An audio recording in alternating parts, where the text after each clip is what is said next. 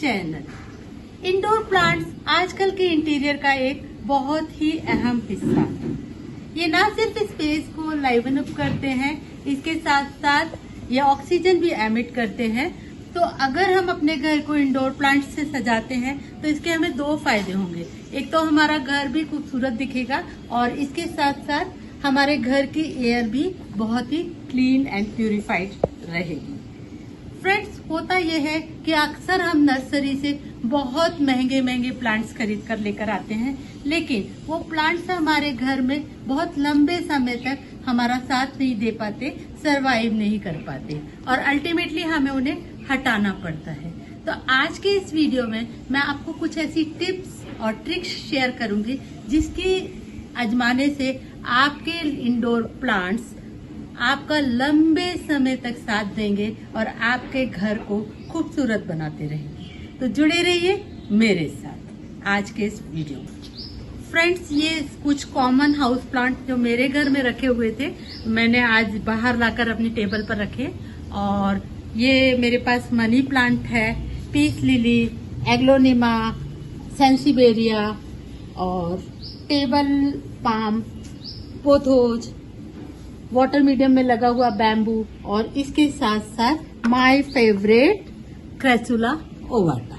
ये सब प्लांट्स हम अपने इंटीरियर में यूज करते हैं। जब भी हम नर्सरी से कोई प्लांट खरीद कर लेकर आते हैं तो सबसे पहले बात उठती है उसकी प्लेसमेंट की। प्लेसमेंट के लिए मैं आपको कहना चाहूंगी कि प्लेसमेंट आप अगर स्टैंड पे रखते हैं तो आसानी रहती है। अगर आपका बड़ा प्लांट भी आप स्टैंड पे रखते हैं तो नीचे से क्लीनिंग वगैरह हो जाती है। इसके साथ साथ आप ये देखिएगा कि प्लांट के नीचे होल होता है, तो इससे स्टैंड पे रखने पे इसमें एक एरिएशन मिलता रहता है हमारे प्लांट को, तो हमारा प्लांट ज्यादा सुरक्षित रहता है।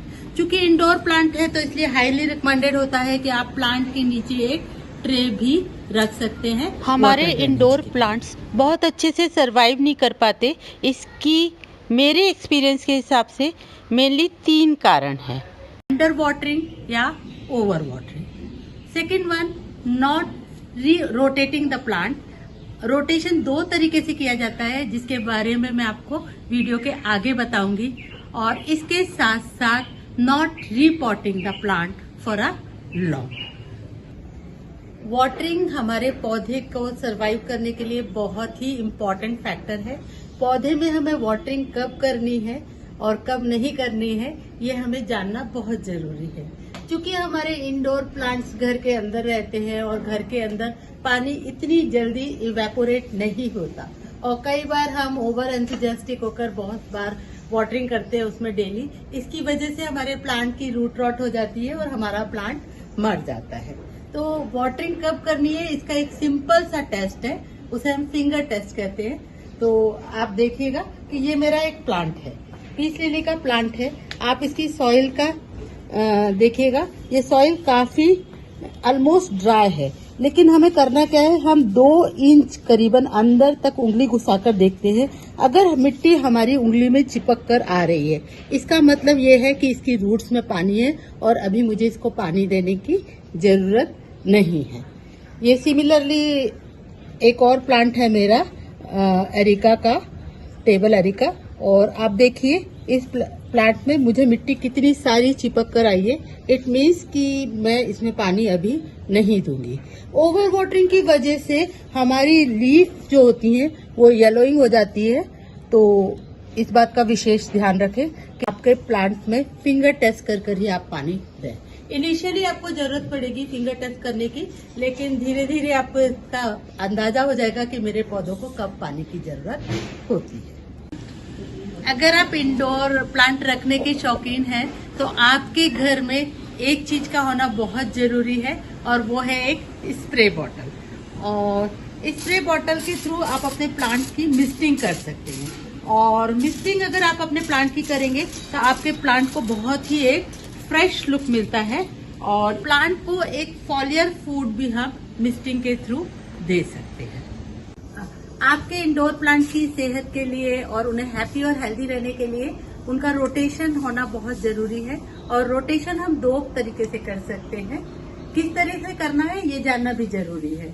एक तो रोटेशन हम उसके प्लेस को उसी जगह पे चेंज करके उसके डायरेक्शन को थोड़ा सा टिल्ट करके कर सकते हैं। इसके अलावा हम उन्हें बाहर ले जाकर भी कर सकते हैं। जब हम प्लांट को ऑब्जर्व करते हैं कि प्लांट का एक ही तरफ ग्रोथ हो रही है, सनलाइट की तरफ प्लांट की ग्रोथ हो रही है, तो हमें उसको थोड़ा सा शिफ्ट कर देना है। पूरा का पूरा शिफ्ट नहीं करना है, क्योंकि पूरा अगर हम इसे शिफ्ट करेंगे तो हमारा प्लांट स्ट्रेस में आ जाएगा और उसकी एनर्जी वेस्ट होगी।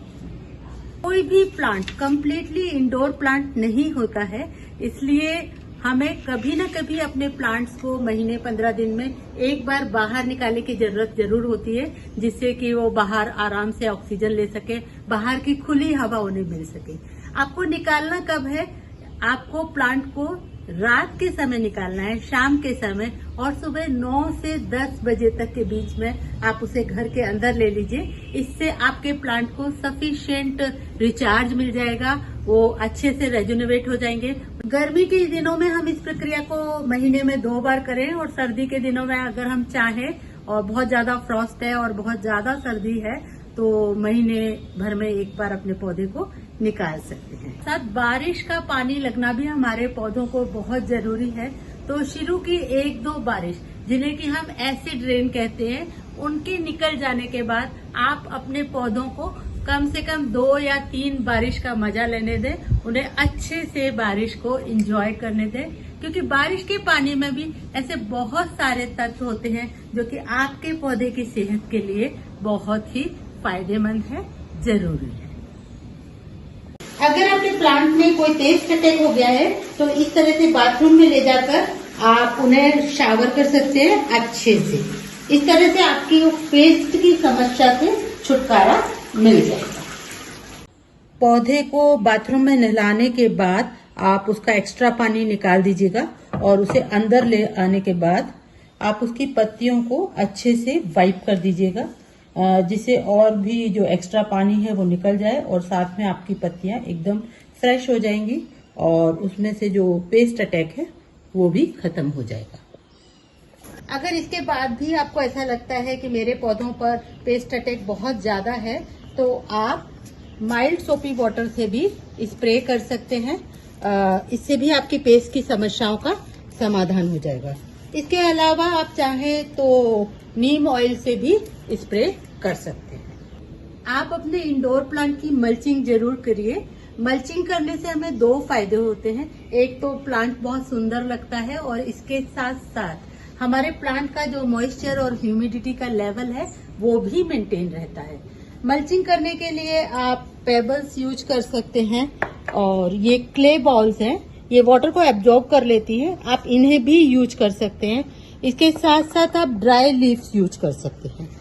हम लकड़ी का छीलन भी मल्चिंग के लिए यूज कर सकते हैं। ये छीलन हमें कारपेंटर वगैरह के पास आसानी से मिल जाता है। मल्चिंग करने से हमारे पेड़ पौधों पर कीड़े का अटैक नहीं होता है, चींटियां वगैरह नहीं आती है। उसकी वजह ये होती है कि मल्चिंग की जो रफ सरफेस होती है उसमें इंसेक्ट कंफर्टेबल नहीं होते वॉक करने के लिए, तो they don't prefer to attack on the plant. Fertilisers की अगर हम बात करें तो आपके इंडोर प्लांट्स को बहुत ज्यादा फर्टिलाइजर की जरूरत नहीं होती है, क्योंकि घर के अंदर इनकी एनर्जी बहुत ज्यादा इन्वेस्ट नहीं होती है। लेकिन साल में फिर भी हमें इन्हें 2 बार फर्टिलाइज करना होता है। 1 या 2 मुट्ठी खाद, ये वर्मी कंपोस्ट है, किचन वेस्ट कंपोस्ट है, इससे या फिर काऊ डंग मैन्योर से। इसके अलावा हम लिक्विड फर्टिलाइजर से भी अपने प्लांट को फर्टिलाइज कर सकते हैं। आपको प्लांट के साइज के हिसाब से 1 आध मुट्ठी खाद इसमें देनी होती है, इससे ज्यादा इसकी जरूरत नहीं होती है। आपके इंडोर प्लांट्स को अच्छे से रहने के लिए और खुश रहने के लिए ये बहुत जरूरी है कि आप उन्हें अच्छे से ऑब्जर्व करें। Every day you can observe, you can give some time to observe your plant. इससे भी आपके प्लांट बहुत खुश होते हैं और वो अच्छे, हैप्पी, हेल्दी रहते हैं। अगर आपके इंडोर प्लांट्स आप वाटर मीडियम में लगा रहे हैं तो आप ध्यान रखिएगा कि हफ्ते में आप उसका 1 बार पानी जरूर चेंज कर दें। आपका पानी बिल्कुल क्रिस्टल क्लियर होना चाहिए, उसमें कोई भी क्लाउडीनेस नहीं होनी चाहिए, नहीं तो आपका प्लांट खराब हो सकता है। आई होप इंडोर प्लांट्स के बारे में दी गई मेरी जानकारी आपको पसंद आई होगी और अगर आप इन टिप्स को फॉलो करेंगे तो डेफिनेटली आपका इंडोर प्लांट बहुत ही खुश रहेगा और लंबे समय तक आपका साथ देगा। तो आप भी अपने घर को इंडोर प्लांट से सजाइए बहुत ही कॉन्फिडेंटली। अगर आपको मेरा ये वीडियो पसंद आया है तो इसे लाइक कीजिएगा, शेयर कीजिएगा, कमेंट कीजिएगा और मेरे चैनल को सब्सक्राइब कीजिएगा।